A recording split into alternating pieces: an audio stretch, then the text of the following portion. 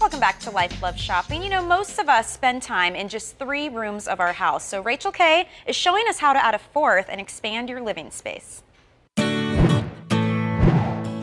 A new year brings new beginnings and, of course, new designs into your home. And here to help us with that is Marc, the founder of the #1 residential design firm, Marc Michaels. Welcome. Hi, Rachel. Thank you for having me. We love having you. You have such great advice. Now, we're going to talk about spaces that people don't live in or use, like where we are in the parlor or a traditional living room. Tell me about the space. I'm so passionate about for 2013 to make sure people live in every inch of their homes.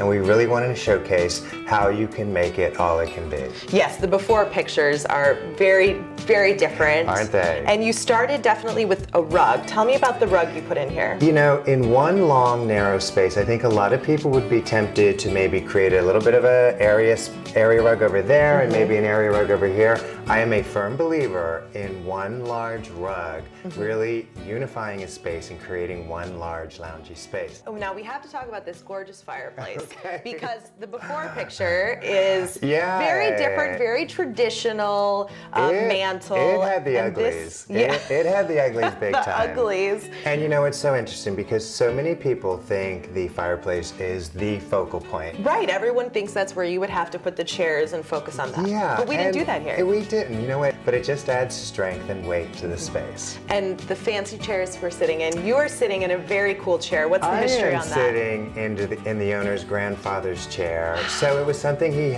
really wanted to incorporate. And look how great it looks with just a mix-max chair. Now we have to talk about the other space in here with the big couches, which what would have been, that's where the piano was before. Yeah. And now you've put a great living space in there and a TV. And, you know, that's a big deal to make a room usable in 2013. So I say get the piano out of the window, pull it back in the space. Yeah. And I'm a firm believer, where there's a TV, it's going to get more living. Yes. I mean, come on, face it. We're a very TV-driven world. We are. And so I believe living spaces, bedroom spaces, sitting room spaces, you know, subtly place a TV. Don't hide it. Be proud. Be proud. And they're so flat and fancy now, right? They're actually good-looking electronics. They are. Now, we have to talk about the architecture in what would be the traditional dining space that you've changed up a little. So we created this little bit of a frieze wall detail just to create some interest, you know, kind of tuck the dining room into and give it a little sense of space of its own.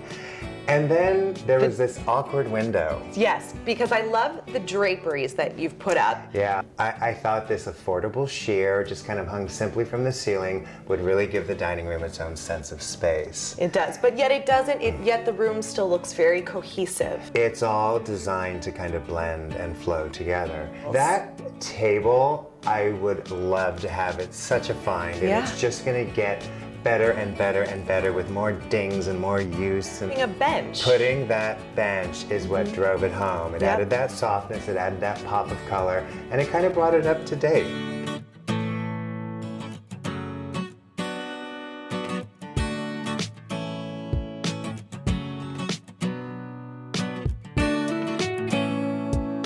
Let's enjoy this fire. Yes. And enjoy this space. Thank you so much, Marc. Oh, the pleasure's mine.